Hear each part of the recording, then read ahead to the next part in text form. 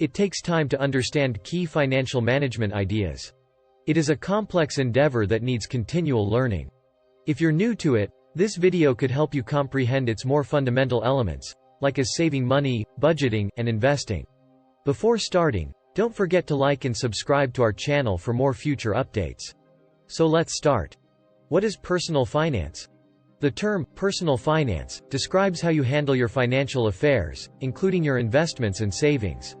Along with banking, insurance, mortgages, and investments, financial planning also covers retirement, taxes, and estates. The word is often used to describe the whole industry that provides financial services and investment advice to houses and people. Your aims and desires, as well as your strategy for achieving those goals within your means, will determine how you handle the aforementioned difficulties. How much money you can obtain out of your salary and savings depends on your ability to distinguish between good and bad advice and make intelligent financial decisions. The importance of personal finance.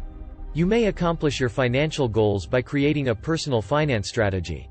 These goals might be anything, such as having enough cash on hand to take care of unexpected needs, setting aside money for retirement, or covering your child's college costs. Your spending, saving, and investing habits, as well as your need for personal insurance and estate planning, all have an impact on your financial situation. Because they lack money management skills and financial discipline, Americans have racked up a lot of debt. By August 2022, household debt will have increased by $2 trillion since December 2019.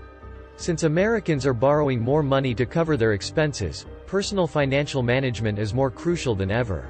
This is especially true at a time when inflation is reducing purchasing power and prices are rising. Areas of personal finance. Income, saving, spending, investing, and protection make up the 5 pillars of personal finance. Income. Income is the cornerstone of personal finance. The whole sum of your accessible funds for investing, insuring, saving, and spending. The money you make is the only source of your income. This covers wages, perks, dividends, and other sources of income. Spending. A kind of financial outflow that often consumes a significant part of income is spending. Spending refers to whatever a person does with their money. This includes things like rent, mortgage, food, hobbies, eating out, home furnishings, home maintenance, travel, and entertainment. Saving. Savings are created using the money that is left over after expenses. Everyone should make an effort to save money in order to handle large costs or emergencies. It's important to plan your funds for this, although it could be difficult. No matter how difficult the situation, everyone should try to save at least a little money, ideally 3 to 12 months worth of expenses, to cover any changes in income and spending. Investing. In order to get a return on the money invested, investors purchase assets, often stocks and bonds. Investments should increase a person's wealth by more than their cost. Investing does include some risks and some assets lose value while others do not. Protection. The word protection describes the steps people take to protect their possessions against unanticipated events like illness or accidents. The solutions for your estate, retirement, health, and general well-being are included. Personal finance strategies. Even though it's ideal to start financial planning as soon as possible, it's never too late to set financial goals to ensure your family's independence and stability. These recommendations for personal financial management include best practices. Number 1. Know your income. It's all for nothing if you don't know how much money is left over after taxes and other deductions. Therefore, before making any judgments, be sure to be aware of your precise take-home salary. Number 2. Devise a budget. You must create a budget if you want to live within your means and preserve money for your long-term objectives. The 50-30-20 budgeting method offers a great framework. The breakdown is as follows. After taxes, 50% of your take-home salary is spent on living expenses including rent, utilities, food, and transportation. 30% of the money is designated for luxuries like eating out and shopping for clothes. In this location, charitable donations are also acceptable. 20% of the budget is set aside for upcoming expenses including debt repayment, retirement savings, and other savings objectives. Number 3. Pay yourself first. Paying yourself first may enable you to preserve money for unanticipated costs such as hospital bills, significant auto repairs, living costs in the event of a layoff, and more.